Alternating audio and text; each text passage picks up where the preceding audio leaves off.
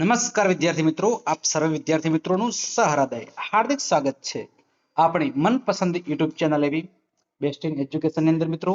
તો મિત્રો આજે આપણે ધોરણ 11 વિશેષ તત્વજ્ઞાન દ્વિતીય વાર્ષિક પરીક્ષા 2026 નો મિત્રો મોસ્ટ આઈએમપી આજનું પેપર સોલ્યુશન કરવા જઈ રહ્યા છીએ.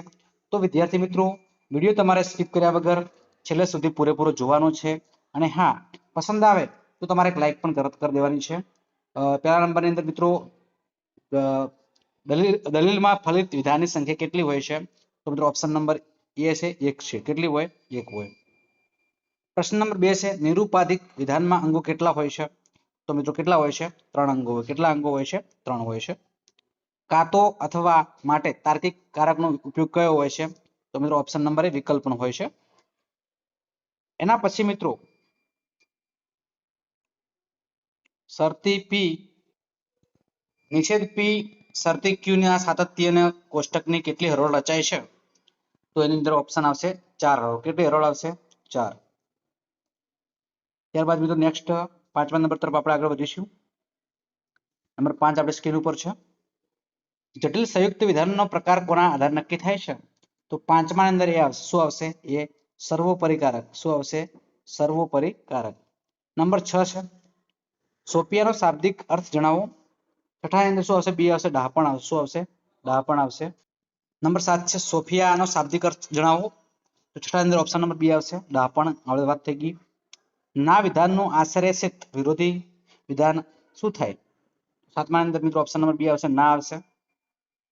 શું આવશે? નાનો ના જ આવે.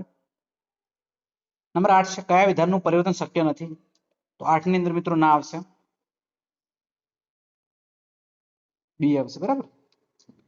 9મા ની અંદર મિત્રો નીચે આપેલા દર્શનોમાંથી વૈદિક દર્શન કયું છે? તો 9મા ની અંદર ડી આવશે. સાંખ્ય આવશે.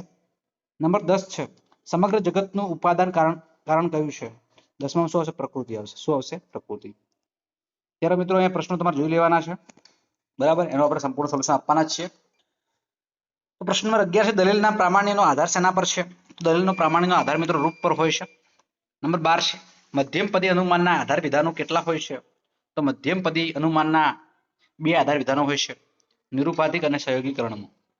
નંબર 13 છે પીક્યુઆરએસ વગેરે મોટા અક્ષરો શું કહેવાય છે?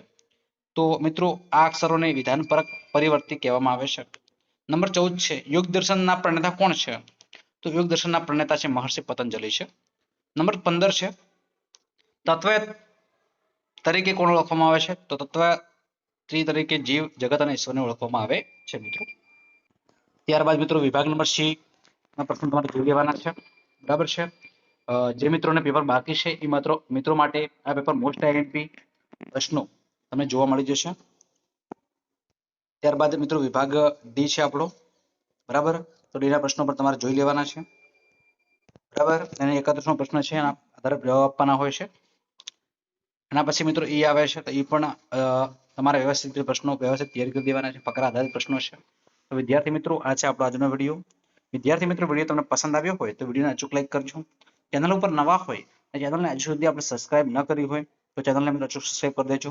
બાજુમાં આપેલા બેલ આઇકનને પણ પ્રેસ કરજો જેથી કરીને આવનારા વિડીયો નોટિફિકેશન આપ સૌ વિદ્યાર્થી મિત્રોને મળતી રહે. ફરી મળીશું નેક્સ્ટ વિડીયોમાં. ત્યાં સુધી આવજો. જય હિન્દ, જય ભારત, જય માતાજી.